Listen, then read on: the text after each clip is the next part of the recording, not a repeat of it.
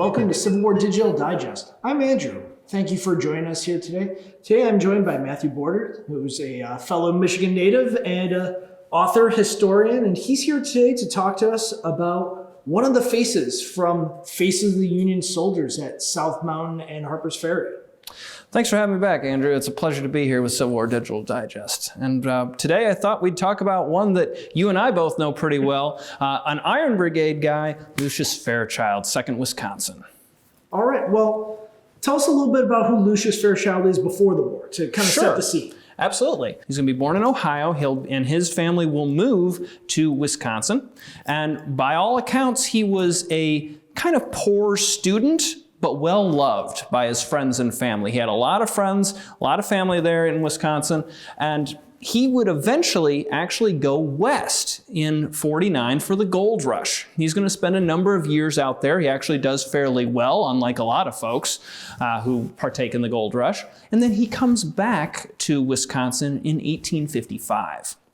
Now, he is actually going to join up with a militia unit at that point, the Governor Guards, in '58, and he would be made their captain.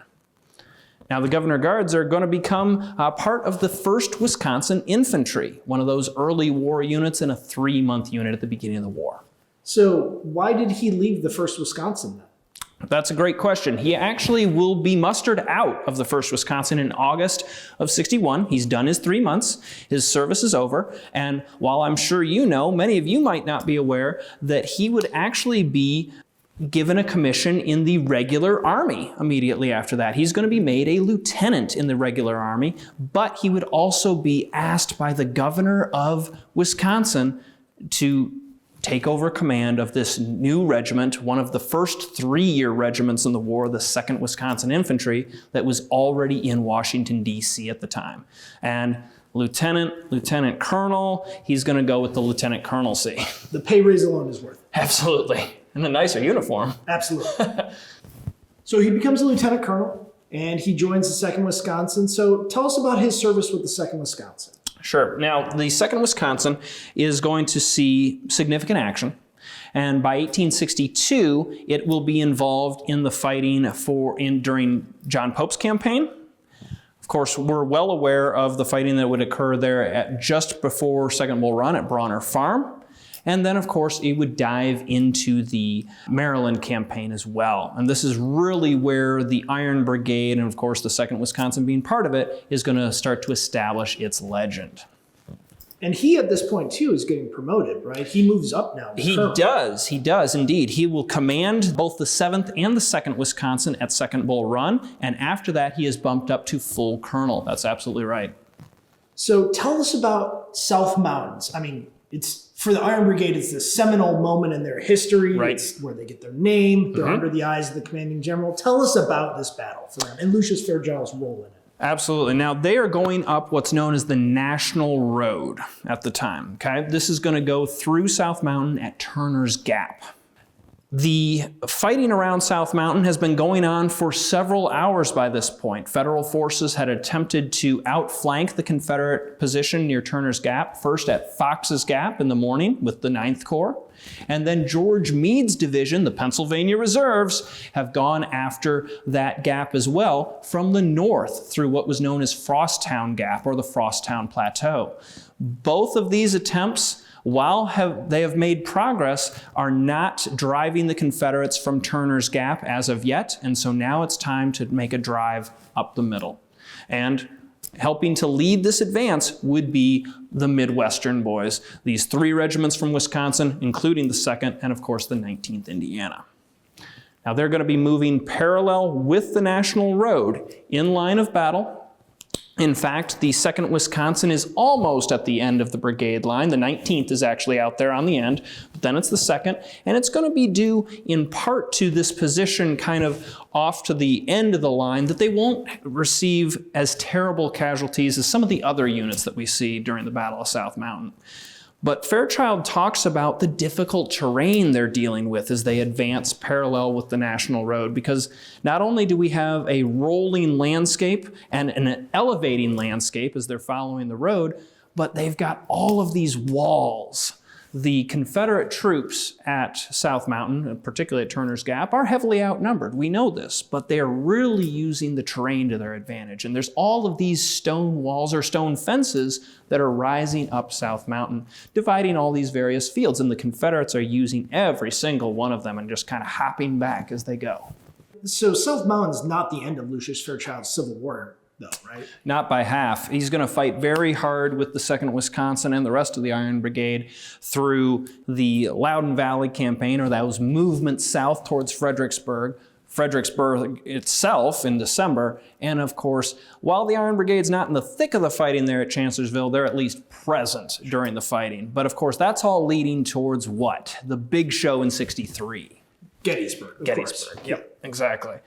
Now, at Gettysburg, we're well aware of the terrible casualties that are suffered by the First Corps and, of course, by the Iron Brigade themselves. Lucius Fairchild would be wounded in the action there at Gettysburg, left arm. He'll be taken into the town as the rest of the First Corps and the 11th are collapsing through the streets of Gettysburg.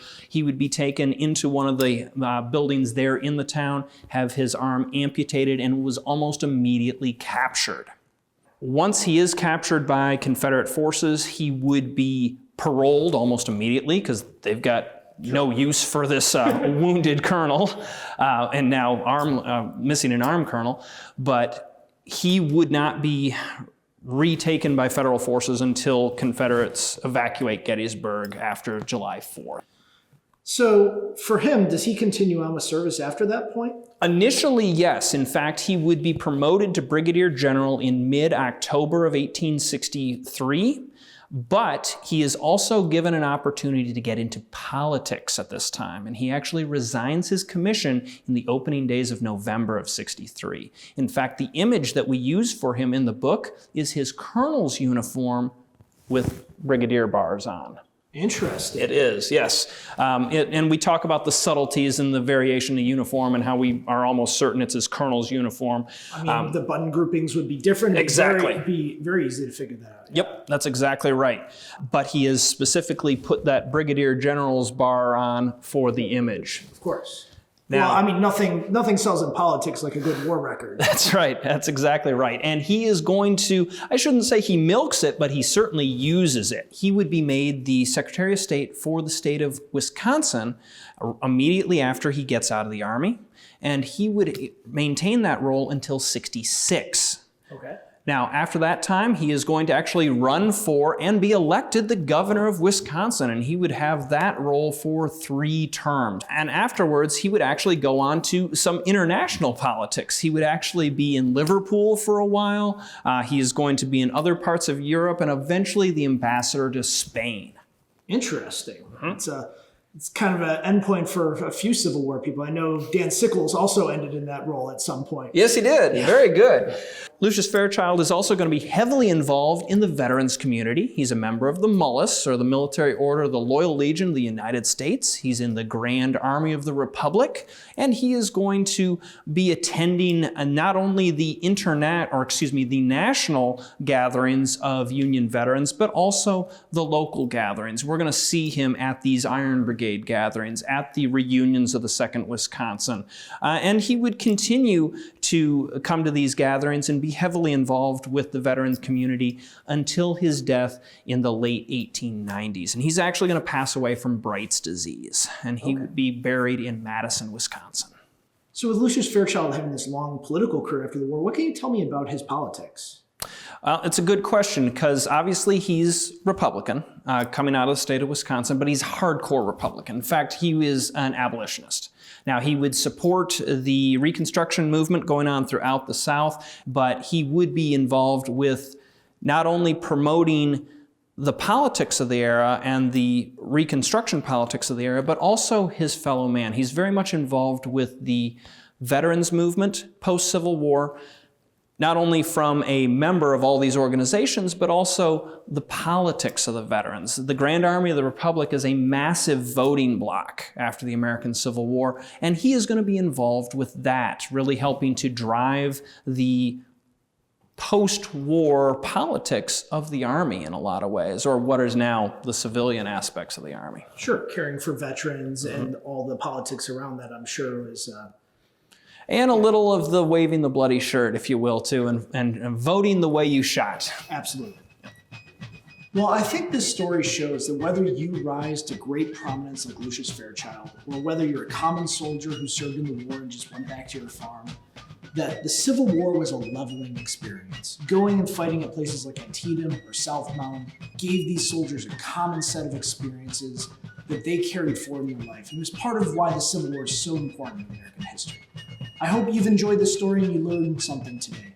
For Civil War Digital Digest, I'm Andrew, and we'll catch you next time.